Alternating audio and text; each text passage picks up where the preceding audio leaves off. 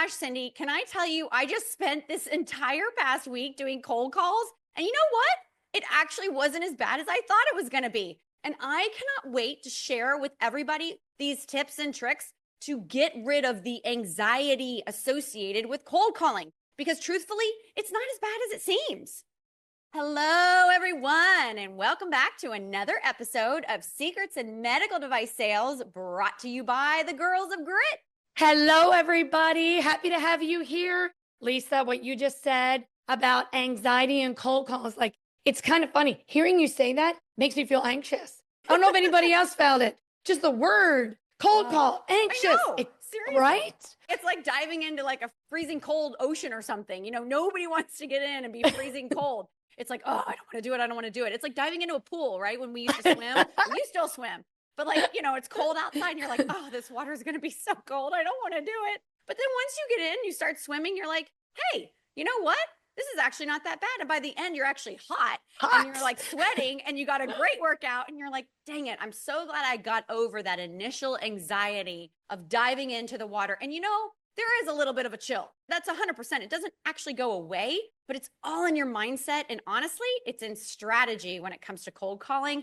And I think today's episode is super freaking awesome because the thought of cold calling can give everybody anxiety, but I promise you, after today's episode, you will look at it differently. I love your swimming analogy because nobody wants to get in cold water. And maybe that's why somebody called this cold calling. Because if you think about it, it's a quick shock to your system. It's uncomfortable. Yep. So how do we navigate this uncomfortableness to be comfortable enough to get to the point where you go from cold to hot? Because everybody out there listening knows what it feels like to be in that hot zone of your business. It feels warm. It's good. You're friendly. You've got momentum. We all want this. Mm-hmm. And all it begins with cold calling. A lot of it begins with cold calling, right? So I am excited. Okay. So we're going to give you guys, 3 sections today, Cindy? This is simple. Let's put it this way. I think that alleviating anxiety from cold calling, we're going to take this episode to break down into 3 different parts. That's an easy way to say it. And make it simple. Perfect. Awesome. I love this when we just simplify things. So, all right. Number 1 is your planning. I know that cold calling can sometimes seem like, oh, I'm just going to throw a dart at the wall. But no, it's actually not like that at all. You actually have to be strategic in your cold calling. So doing your research can be as simple, you guys, as like making sure you're calling on the right docs. I mean, there may be a group of, let's just say, orthopedic surgeons, but only 2 of them would ever use your products. So you're not going to waste your time with the other 20 of them or however many are in that group because it doesn't make any sense. You just really want to hone in on those docs that are absolutely going to use your product or have the potential to use your product. So that's doing research 101, super simple. And when you look that up, how do you figure that out? Well, you can go onto the internet. We all love Google. And look up their background. Look to see if they have something that's written, hey, I treat this part of the spine or something like that. Sometimes hospitals will do like little videos on their docs that are like big time docs, and they'll have a video of the guy talking about what he does. So it's not hard to figure out who the guys or gals are that specialize in where your products fit. But you have to do that because otherwise you're just spinning your wheels and wasting your time and energy. This can actually be really fun. Sometimes, like, Google is literally your number 1 resource. And Lisa's right. I mean, everything is listed of what they do. Now, you may have hospitals where you're wondering, well, do they do this or who else shares this? That becomes step 2 when you go in and ask. And sometimes cold call is you simply ask, you know? But so I think the next part of our plan, you research where you're going to go. Now you have to have a goal. And I know that sounds like duh, but how many of you actually cold call with a specific goal? I'm going to challenge you on that one because it's not just, oh, I want to go in and yeah, I want to have business here. What kind of business? Where do you start? Do you just want to contact? Do you just want a meeting? Do you just want them to get to know you? Do you want to find out maybe there's a big conference coming up? Maybe there's something else going on. So knowing your goal kind of fits into some of the episodes we've had before where we really talk about knowing you. What are you selling? Be confident. Yeah. So if you think about this, if you've got your goal, what are you going to go in and say? If you don't quote unquote pre-call plan, essentially, I think it's pre-goal plan. Know what your goal is And essentially, it's kind of like your own elevator pitch, right? Because Yeah. you're cold. This is cold. You want to know what your goal is, who you are, what you stand for, how you impact them. Yes. And that is so great. Sorry, I didn't mean to cut you off. And I'm like, two things are coming into head. First of all, don't give too much away, like too much information. What I mean by that is like, my goal is always to get them to use my product. I mean, honestly, that really probably is everybody's end goal, right? With a user. But, sometimes, and Cindy, you do a good job of this. Sometimes it doesn't need to be that right away. Sometimes it needs to be the step-by-step process because a lot of docs don't like to just be oversold to things. So don't come in too hard, right? But be thorough, be strategic. But then to your point of an elevator pitch, I don't know about you guys out there, but I will tell you the girls of Grit have a special way of doing our elevator pitches. And there is a chance that very soon we are going to release some resources to you guys that are going to get you all to literally master that. And you can cross that sucker off your list. I love you revealing a little hint of those things to come. So do stay tuned because maybe there's a secret framework to make this super simple. When you shift your mindset and understand these cold calls that we're planning can be opportunities for prospects rather than that like interruption of your day or not focusing on your value, because that's what we're really here for. So in this planning phase, I think it's a really appropriate time to reveal our secret, Lisa. Yes. And the topic of the eliminating anxiety from cold calls is essentially the focus on cold calling we have today. We want to eliminate the anxiety about even starting. So the secret that we believe will help you do this is, drum roll, it's personalization. And absolutely. What do we mean by personalization? So we're moving into step 2 now, which is your action. It's your actual, like you're gonna do the steps for the cold calling. I'm gonna talk about this with you guys because I literally just spent like a full week, as I said, doing cold calls. And truthfully, it's not as bad as you guys think it is, I promise. And we are gonna help you remove that anxiety. So personalization, what does that look like? Well, first of all, what I mean by that is you need to make these cold calls as personal as possible, meaning get as much information as you can, right? So let's just say you're walking into an office for the very first time. You just literally Googled the address of the office. You don't know a single soul there. You know that your top docs work out of that office, but you don't know anybody else. You don't have anybody's number, no email, not even a name. Okay, that's fine. It's a cold call. So you walk in, put a smile on your face. First of all, you better be smiling and happy, look good. And you walk in and you wait patiently for those patients to check in. And sometimes, normally you're walking in on a clinic day, there's a ton of patients there.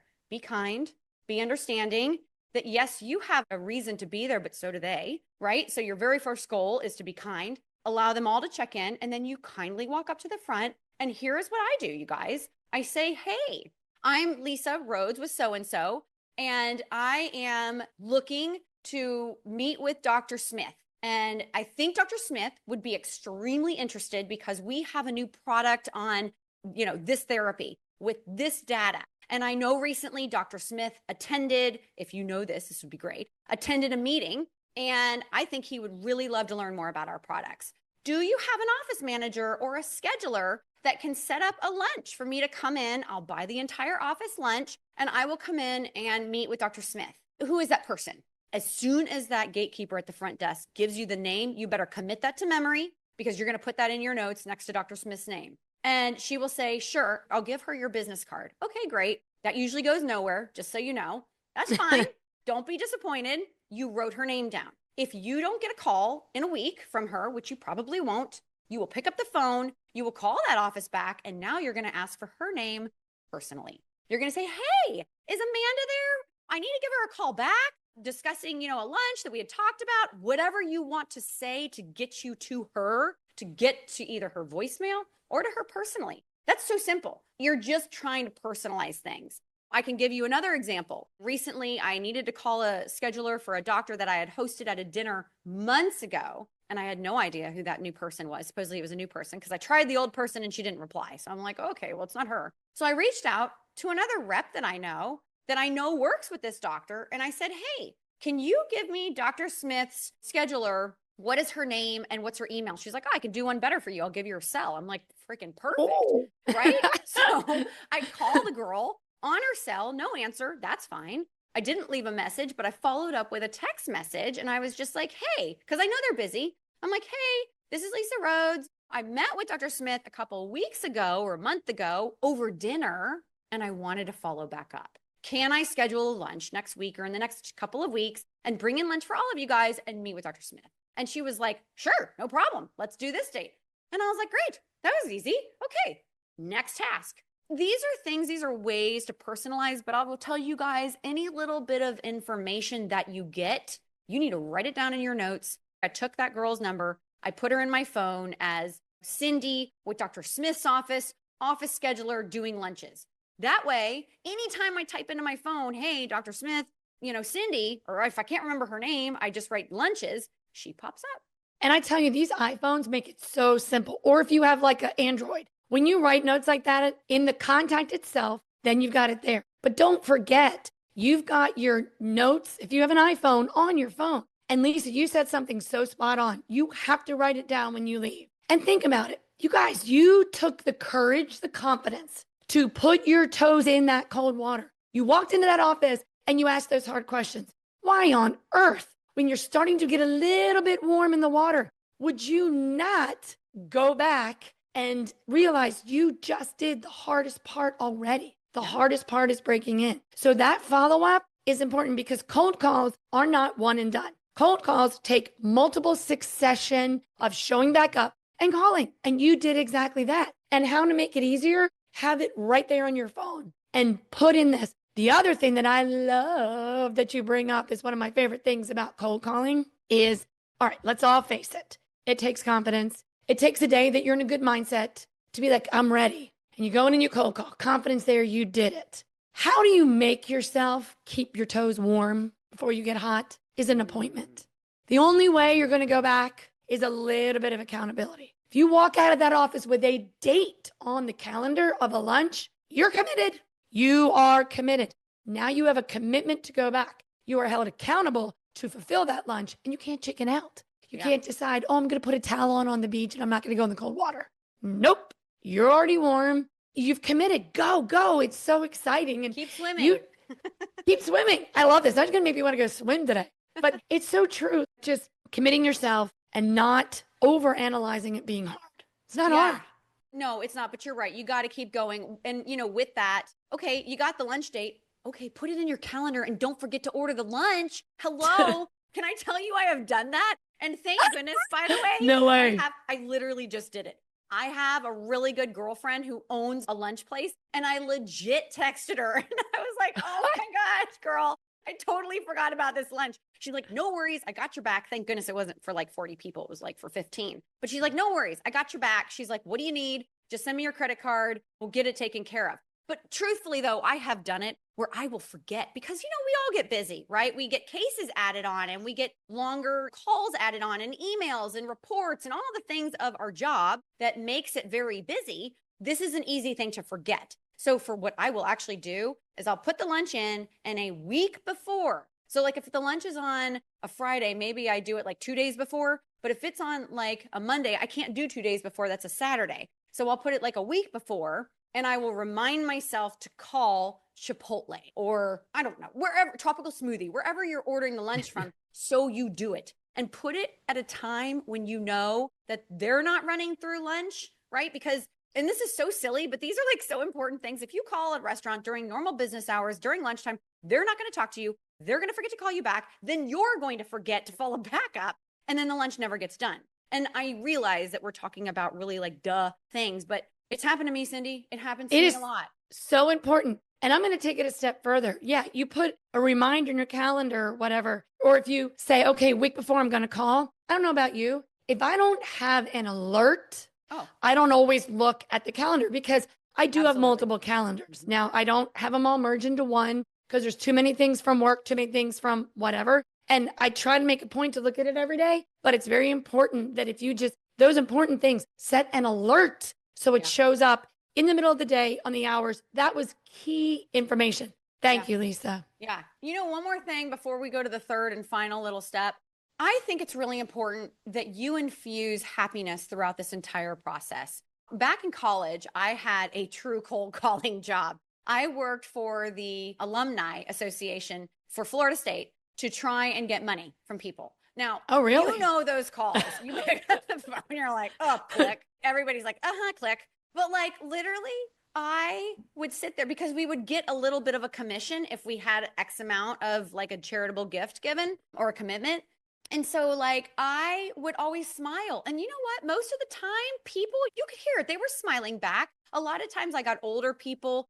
I mean, sometimes I'd call in the middle of dinner and it's like, God, I know I'm calling in the middle of dinner. Thank you for at least picking up the phone and not hanging up on me. And I would tell them that. And then they're like, oh my gosh, no, you're with Florida State. Of course. We'll give $100, $200, whatever it was. And every now and then you'd get like this big one. You're like, well, that's awesome. But I think being happy when you're there, smiling, it's contagious. Other people want to help you when you're nice versus you're pissed off that you're having to do a cold call. You walk in with a grumpy attitude. You cut in front of a patient. I don't know. You're just kind of a jerk. Nobody's going to want to talk to you. They're going to be like, sorry, dude. I don't have to give you this lunch date with Dr. Smith. Even though he might be your biggest doc, you ain't getting it. And they can literally stop you. I mean, they're your gatekeeper for a reason. So infuse kindness and happiness. Be happy and be a little apologetic. Listen, I know it's a busy time. Call me back when you're not busy, but here's kind of what I was thinking. Most of the time they're like, hey, no worries, honey. I'll give you 5 minutes. Yes, let me look at his calendar. Yes, I think this date's going to work great. And then you're done. Think about it. Ask yourself, what do you have to lose? You're right. Oh Nothing. Yeah. And you know what? There's something that feels good about no pressure calls. And maybe think about personalizing these cold calls as opportunities for no pressure. You know, later in the day or earlier in the day, you have a lot of pressure on something you're working on, but this is the time where you get to do a happy, friendly introduction that could turn into something amazing. It may not, but something you said reminds me of a little trick that I think all of us can take away from today is smile when you're uncomfortable. You know, I remember running a race when somebody told me no matter how bad you feel, if you smile, it literally like changes the endorphins in your body and releases this adrenaline that suddenly it's a switch. So you can apply that same thing to your cold calling. Yep. So we've said, plan what you need to do, take action. Lisa, you had some phenomenal examples. I really thank you for that. So the third simple part of going out and making this happen is important to not forget the reflection and follow up. So kind of ask yourself, did I achieve what I set out to do? Because sometimes, all right, I did it. Check. Well, was it impactful? Thanks for going through the motions. Why put your feet in the cold water if you're not going to make sure you can make it warmer and hotter? It's just so silly and so simple. Today's so simple, you know, but if you think about the specific goals that you set out, did you accomplish the goal you set out? And now, guys, it's okay if you completely flopped, but did you? You had nothing to lose. Maybe that just means I'm going to make my next cold call somewhere else. Maybe you learned this is not where I ever need to focus. Sometimes when it's a dead end at first, they just saved you months of work. So analyze what worked, what didn't, and some of these strategies you can repeat elsewhere because maybe what didn't work, you can see what works. Then when you find what does work, it kind of gives you some confidence and ease to repeat. And again, Lisa, now I'm excited to think about the little thing that we may or may not be revealing to help you all with making this simple cold call elevator pitch to get yourself out there can be so simple. It can. I really hope that today we just kind of removed, like you just said, Cindy, some of that anxiety. Instead of going to it with a attitude, go to it with a yes. It's just like winning something, right? It's like getting the case. You got a cold call, lunch, dinner scheduled, you're meeting with the doc. And then when you actually have a good cold call with the physician or the customer, that in and of itself is a win. When you sit down and you present them what you were looking to present them, you don't overload them. They look at you and they're like, Cindy, this sounds awesome. I want to learn more. Or, you know what? I got a case next week. I'd love to try your product. Or even, you know what? It needs to go through VAT committee. And we've talked about that in the past. Here are the people that you need to talk to. I'm willing to support it if you take it to the VAT committee. I mean, there's so much follow-up with regards to cold calling. It's endless, right? It's not just about finally getting it and then being like, okay, I did that. That was great. Okay, no, that's your first step. Now you're going to swim. Now you're actually going to swim and win the race. And that takes time. And each step along the way is strategic and it's smart but it doesn't have to be anxiety ridden when you first start out. Sure, everybody can get a little nervous. I'm not saying that you don't get a little nervous, but get over it. Get over it. We're in sales, be strategic with it. And I think when you do it from that mindset, it just kind of melts away and you're like, okay, well, this is what we're going to do today. This is what we got on our plate. And make it fun. Exactly. As salespeople, all of us have a little bit of hunter inside us. This is a great opportunity. And when you break the paralysis by analysis and you dip your feet in the cold water, suddenly those customers, as you follow up, don't become cold anymore. Now they're your customers. Now you've got momentum. Now you're swimming in warm waters and soon you're going to be hot. And we all know what it takes when you get the ROI on all of your work for all that we're in for. Using your product, making amazing relationships it's just awesome. And I think Lisa's stories today got me a little energized to remind us what we do can really be fun. And the relationships we make are amazing. So I have a call to action for every one of you today. As you remember your plan, action, and reflection to simply execute a cold call, I challenge every one of you by the end of this week to put an appointment on your calendar for one cold call, just one. It takes one call. Then a week or so from now, please write into us and let us know your results. We are so happy to give you some little tips and tricks today. Love to have you listen in to the Girls at Grit on secrets in medical device sales.